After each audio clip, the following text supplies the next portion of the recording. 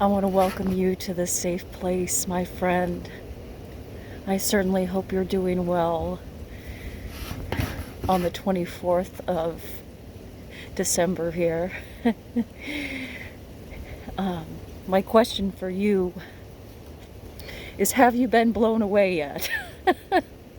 It is quite windy out here, and it has been for the last few days. I'm in Illinois, so we didn't get too much snow here, but we've gotten the cold and all that, and the wind. I hope you're doing well today. You know, it's weird how this holiday, Holy Day, has more of a significant meaning to me for some reason. What an amazing person Jesus was. And I think it's amazing that even over 2,000 years later, his birthday is still celebrated. That is amazing.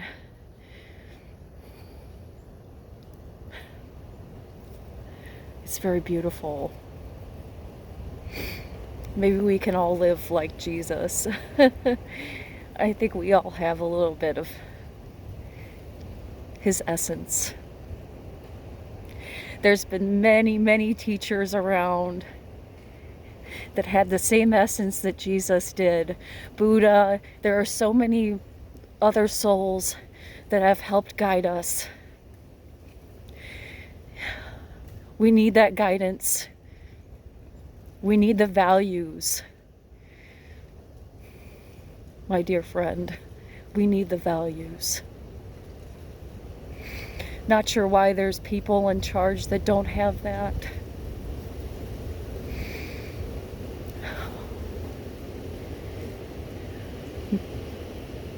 Today I'd like to read to you something. Oh, before I do. You know, it's the simple things in life, because I tell you, the last 2 days, there's been a little squirrel outside of my little hometown of about 500 people. There's been the same little squirrel in this tree. Well, he's kind of puffed up for the winter time, but this wind's blowing like 110 miles an hour, and this little guy is in a tree and just on the very top branch eating a nut. Every time, just go bad, you're not complaining. And the little sparrows and all that are just all it's like they dance with the wind. If you ever notice, it's just really neat seeing them. And how do their teeny little bodies deal with this immense cold? It's unbelievable to me. I know there's science behind it and all that, and all the evolution, and yet humans, I don't know. It's just cool to me. So I'd like to read to you today a beautiful picture and a really nice quote that I got from a nice lady a few years ago, and I've always cherished the Christmas meaning to it. And I'd like to read you a short Christmas story. Before I do, though, how do you feel about this? Isn't that cute? Humbug.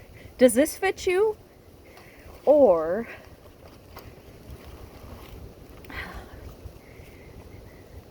smiling is my favorite, Buddy the Elf. Yay! I think we all have a little bit of both in us. I think so. This one is You Dirty Snitch. That is the name of the creator of this piece. She creates some really cool pieces, I think. You Dirty Snitch. It's an interesting title for a business. I like it. It sticks. But she makes some really cool products.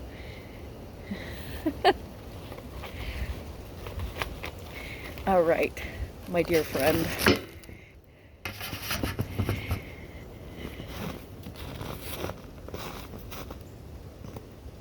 Got my little gingerbread mom with me too today. Creation from Norma. I'm going to set her over here though so she doesn't get snow all over her.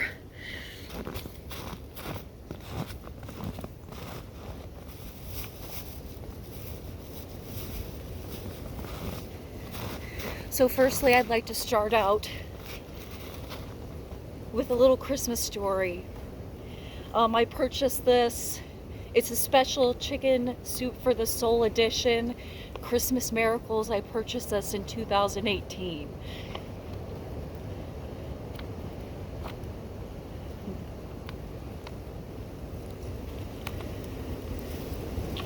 The author of this piece is Donna Welk Goring, and the title is She Knew. It starts out with a little quote.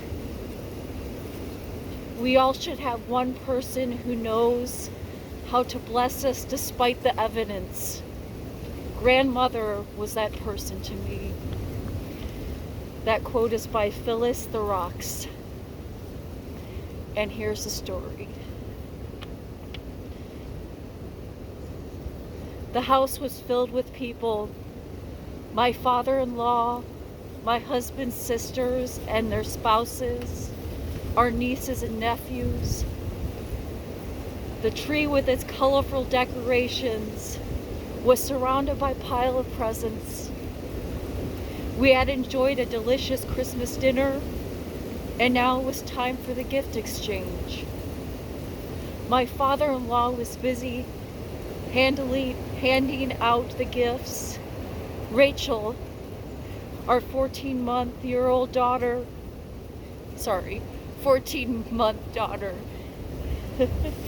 sat on my lap, excited by all the bright wrappings, bows, and activity.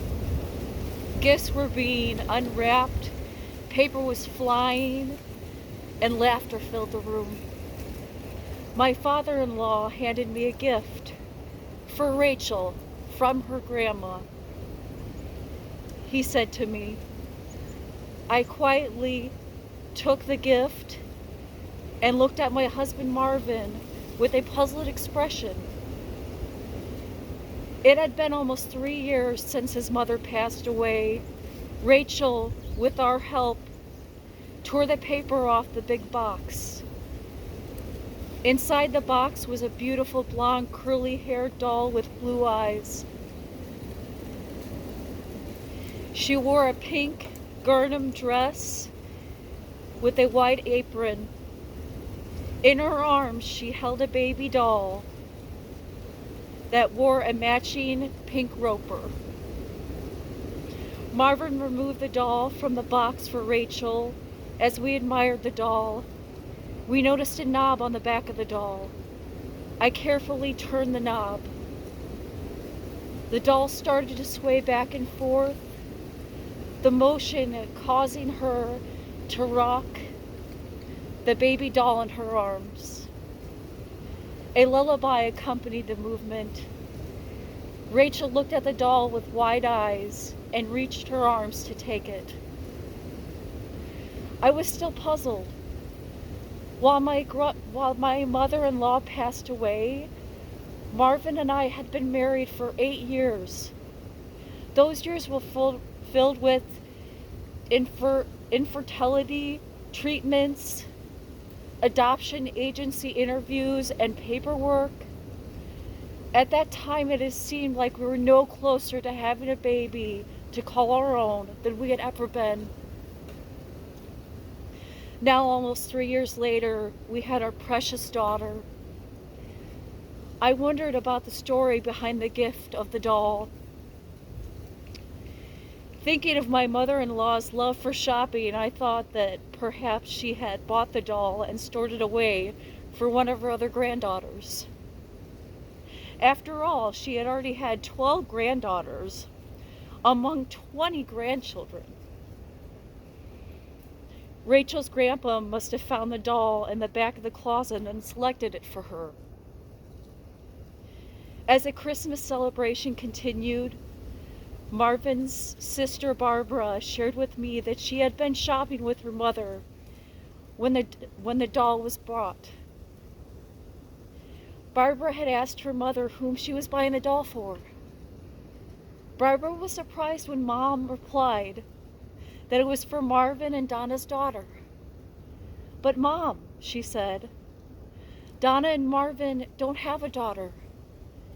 And even if they had a baby, it could be a boy."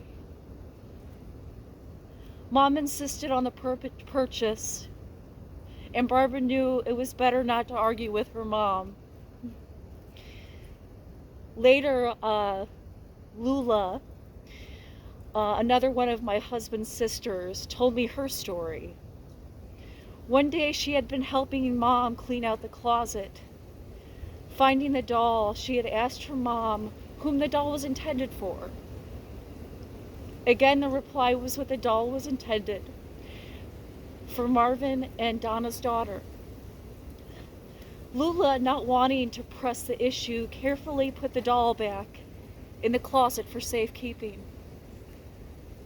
I now understood that this doll was for Rachel, a special doll picked out for her before she was born, before we ever knew she could be.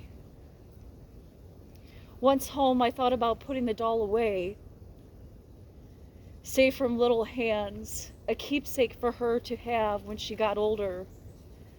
But then I decided that it would be more important for Rachel to have the doll now. Over the years, the white apron tore,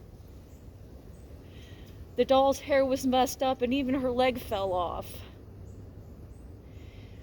In time, I came to realize that the real gift was my mother-in-law's faith.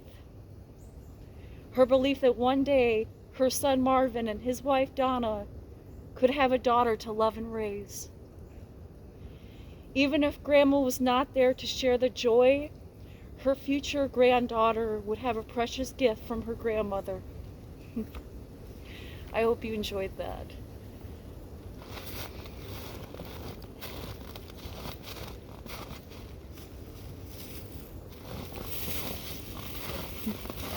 Okay, I want to read to you something very special.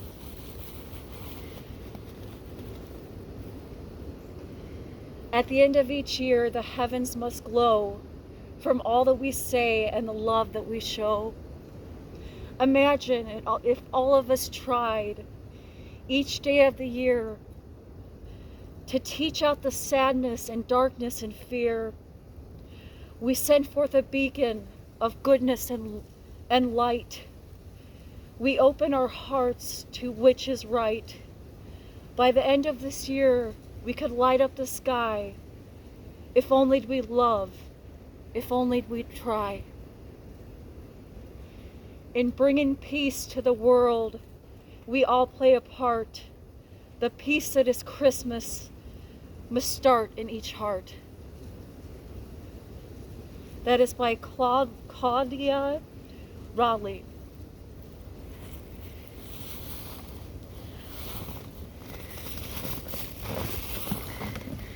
Christmas blessings, my dear friends. May we all have a part of Jesus in us, or whoever you look up to, for the goodness of humanity. I wish you love and peace, and to keep warm. Take care, beautiful souls.